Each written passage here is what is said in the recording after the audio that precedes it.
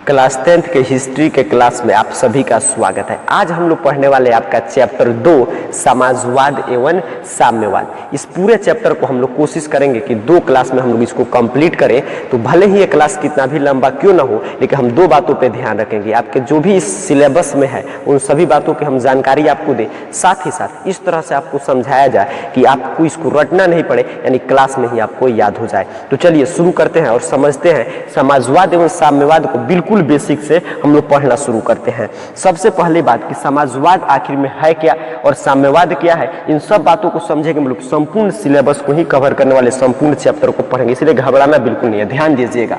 देखिए क्या होता है, 19वीं शताब्दी का नाम जैसे ही आए, ये हमारे इतिहास में, संपूर्ण विश्व के इतिहास में बड़ा ही परिवर्तन का ये शताब्दी रहा है। आप जानते हैं 19वीं शताब्दी में औद्योगिक जो क्रांति की हम लोग शुरुआत किए थे 18वीं शताब्दी में, उसका भी जो इम्पैक्ट था देखने को मिलना शुरू हो गया था 19वीं शताब्दी में। साथ ही साथ 19वीं शताब्दी में बहुत सारे देश आज़ादी प्राप्त कर रहे थे और बहुत प्राप्त करने के संघर्ष में लगे हुए थे, तो इसीलिए बहुत ही महत्वपूर्ण शताब्दी रहा है। तो 19वीं शताब्दी में क्या होता है, औद्योगिक क्रांति के फलस्वरूप समाज में पूंजीपति वर्ग तथा मजदूरों का लगातार शोषण चरमोत्कर्ष पे था। जैसे ही औद्योगिक क्रांति होती है, दुनिया के सामने एडम स्मिथ की अर्थव्यवस्था आती है, पूंजीवादी अर्थव्यवस्था। वहां पे क्या किया जाता है कि उत्पादन, अर्थव्यवस्था का मूल आधार क्या है, उत्पादन और वितरण।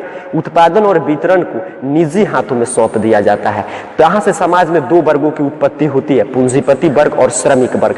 पूंजीपति वर्ग सिर्फ अपना ख्याल रखते हैं, यानी अपना हित की ध्यान रखते हैं। उस समय की बात हो रहा है, उनके श्रमिकों की कोई चिंता नहीं है। अब क्या हो रहा है कि पूंजीपति वर्ग का लाभ ज्यादा मिलते जा रहा है, वो लोग ज्यादा तरक्की करते जा रहे हैं, लेकिन दूसरी ओर वहीं पे श्रमिक वर्ग की स्थिति बहुत ही दयनीय होती जा रही है। उनको खाना भी अच्छा से नसीब नहीं हो रहा है। जब भी किसी देश, किसी स्थिति, किसी काल, किसी समय में ऐसी स्थिति उत्पन्न हो जाए कि एक वर्ग दूसरे वर्ग का शोषण करने लगे, जिस वर्ग का शोषण वो शोषित वर्ग, और एक वर्ग जिसके द्वारा शोषण किया जा रहा है, तो ये शोषण जो शोषित वर्ग होता है इसको लगातार दबाया जाता है। इसके अंदर बहुत सी क्रोध और उनके प्रति बहुत सारे नफरत रहता है। लेकिन ये जागृत कब होती है, जब इनके अंदर पूरा बारूद भरा रहता है, एक छोटी सी चिंगारी। तो समाजवाद के लिए कौन सी चिंगारी काम आती है, आगे हम लोग चर्चा करने वाले हैं। तो ध्यान दीजिएगा, यहाँ पे यही होता है औद्योगिक क्रांति के फलस्वरूप कि उद्योग धंधा का विकास होता है और कुछ लोग के हाथों में पूरा उद्योग का बागडोर आ जाता है और वे लोग मजदूरों की लगातार शोषण किए जा रहे हैं।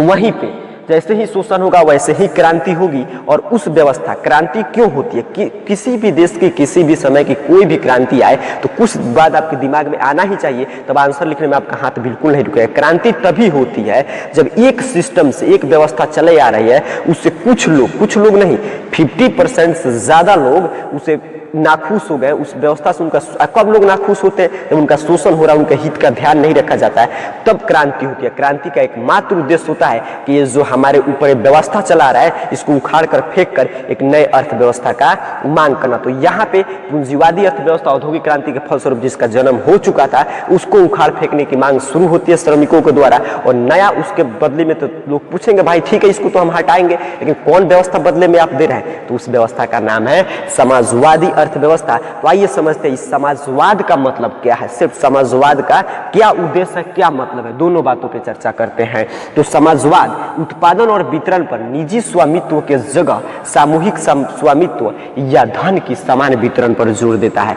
कहने का मतलब क्या है कि जो पूंजीवादी अर्थव्यवस्था में हम लोग गलती कर चुके थे कि एक आदमी को अधिकार देकर, ठीक है, निजी आदमी को मन करेगा जितना उतना उत्पादन करेगा, जितना मन करेगा उतना वितरण करेगा, उसको मांग को किसी का ध्यान में नहीं रखना है, किसी को सरकार का कोई हस्तक्षेप नहीं होगा। लेकिन यहाँ पे क्या होगा कि उत्पादन और वितरण सिर्फ और सिर्फ सरकार के हाथ में होगा। सरकार को लगेगा कि जितनी आवश्यकता है, समाज को लगेगा जितनी आवश्यकता है, उतना ही सरकार या राज्य या विशेष समाज उत्पादन करेगा और उसी हिसाब से वितरण करेगा। और इसका, किसका, समाजवाद का एकमात्र उद्देश्य होता है शोषण उन्मुक्त समाज, एक ऐसे समाज की स्थापना कि जहाँ पे किसी का शोषण नहीं हो, ना कोई शोषित वर्ग हो और ना कोई शोषण करने वाला वर्ग हो। बिल्कुल सब कोई सब किसी के हित का ध्यान रखा जाए और सब कोई एक बराबर हो। अब आइए देखते हैं क्या होता है कि समाजवाद की उत्पत्ति आखिर में कैसे हुई। तो समाजवादी भावना का उदय जो है 18वीं शताब्दी का औद्योगिक क्रांति के फलस्वरूप ही शुरू हो चुका था, क्योंकि वहीं से ही मजदूरों की लगातार, श्रमिकों की लगातार शोषण शुरू हो गया और आपका पूंजीपतियों का लगातार लाभ होते चला जा रहा है। फिर होता क्या है किसी भी देश में, जैसे आप भारत का ही उदाहरण से समझने का प्रयास कीजिएगा कि भारत में भी क्या हुआ, अंग्रेज आए थे, हमारा शोषण कर रहे थे। अब फिर भी हम लोग को शुरू में क्या लगता था कि अच्छा इस वर्ग का हिंदू का शोषण हो रहा है, मुस्लिम का शोषण हो रहा है, सिख का शोषण हो रहा है, ईसाई का शोषण हो रहा है, हम लोग का कुछ अपना था नहीं। लेकिन हम लोग जब बाद में हम लोग को लगा कि नहीं, हम लोग के अंदर एक ऐसी जागृति हुई कि भाई तो मिला जुला कर सब किसी का शोषण हो रहा है, यानी ठीक है हिंदू मुस्लिम सिख ईसाई जो भी है बाद में है, लेकिन उससे ऊपर भी हम कुछ हैं, वो क्या है, भारतीय है। और यही भावना क्या है, राष्ट्रवाद है। क्या है, राष्ट्रवाद है। और हमारे अंदर जब राष्ट्रवाद आया तो हम लोग कहा ठीक है हम अपना हित तो अपने में बाद में देख लेंगे कि किसका हित पे क्या प्रभाव पड़ा है, लेकिन सबसे पहले जो हमारे ऊपर एक व्यवस्था इसको हमको उखाड़ फेंकना है, यानी क्रांति की शुरुआत होती है। तो उसी तरह औद्योगिक क्रांति के फलस्वरूप दो समाज में वर्ग आ गया, एक पूंजीपति वर्ग, एक श्रमिक वर्ग। यहां तक भी कोई दिक्कत नहीं था, ठीक है, दो वर्ग रह रहा है, कोई दिक्कत नहीं है। लेकिन दिक्कत क्या होता है, इसका एरो इस साइड जाता है ऊपर, यानी पूंजीपति वर्ग लगातार तरक्की करते जा रहा है और श्रमिक वर्ग का लगातार शोषण हो रहा है। इतना स्थिति को उनको एक सामान्य जीवन बिताने भर का भी वेतन नहीं दिया जा रहा है। तो इस समय श्रमिकों में रोष तो था ही था, लेकिन उस बारूद पर चिंगारी फेंकने के काम करते हैं कुछ उस समय के प्रसिद्ध समाजवादी चिंतक, जिनमें प्रमुख थे Saint Simon, Fourier, Louis Blanc, Robert Owen, Karl Marx, Engels इत्यादि। तो सर इसका नाम याद रखना क्या जरूरी है, बिल्कुल जरूरी है, परीक्षा में कभी कभी पूछ लिया जाता है। आप जानते हैं एमसीक्यू भी प्रश्न आएगा ही, ऑब्जेक्टिव टाइप क्वेश्चन उसमें पूछता है कि निम्न में से कौन समाजवादी विचारक नहीं थे। Option A Saint Simon, option B Karl Marx, option C Robert Owen, option D Adam Smith. तो यदि आपको इनका नाम दिमाग में रहेगा तो आप बोल दीजिएगा सर एडम स्मिथ समाजवादी विचारक नहीं थे। तो एक एक बात आपको सीखना है ताकि कोई भी प्रश्न परीक्षा में आपको नहीं छूटे और हिस्ट्री में भी आप बहुत अच्छा स्कोर कर पाए। अब आइए आगे बढ़ते हैं। ऐतिहासिक दृष्टिकोण से हम आधुनिक समाजवाद का विभाजन दो चरणों में करके देखेंगे। एक होगा मार्क्स, कार्ल मार्क्स, जो सबसे महत्वपूर्ण रोल अदा किया समाजवाद को लेकर।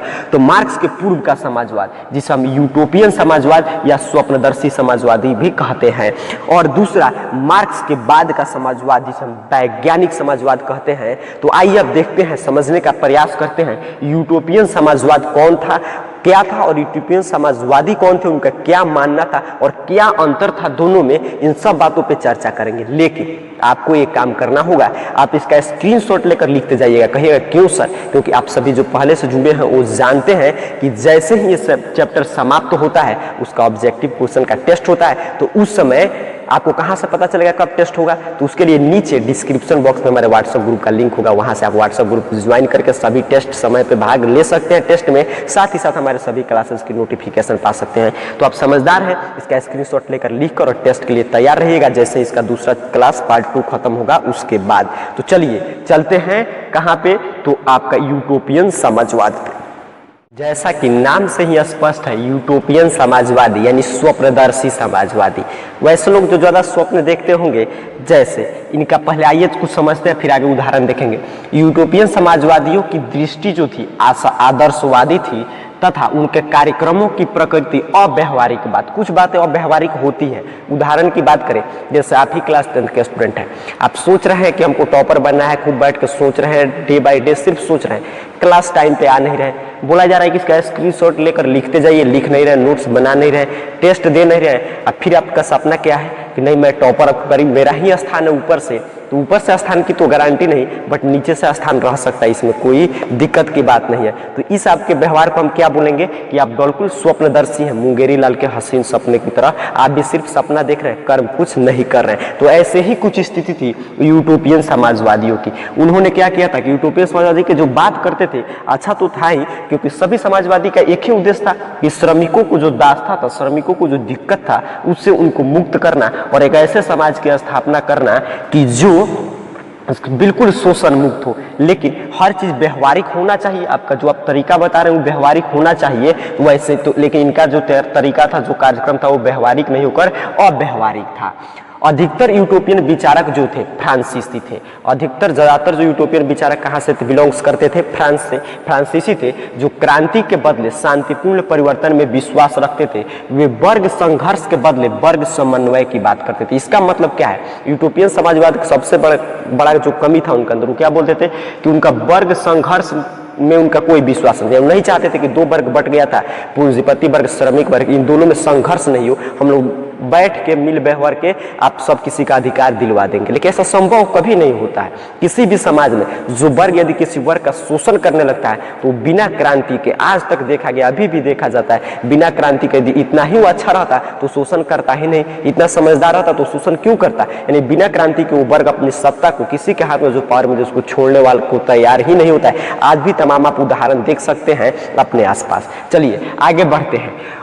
और प्रथम यूटोपियन समाजवादी की बात करें तो प्रथम यूटोपियन समाजवादी थे सेंट साइमन। आज ज्यादातर यूटोपियन समाजवादी फ्रांसीसी थे, तो ये भी फ्रांसीसी विचारक थे।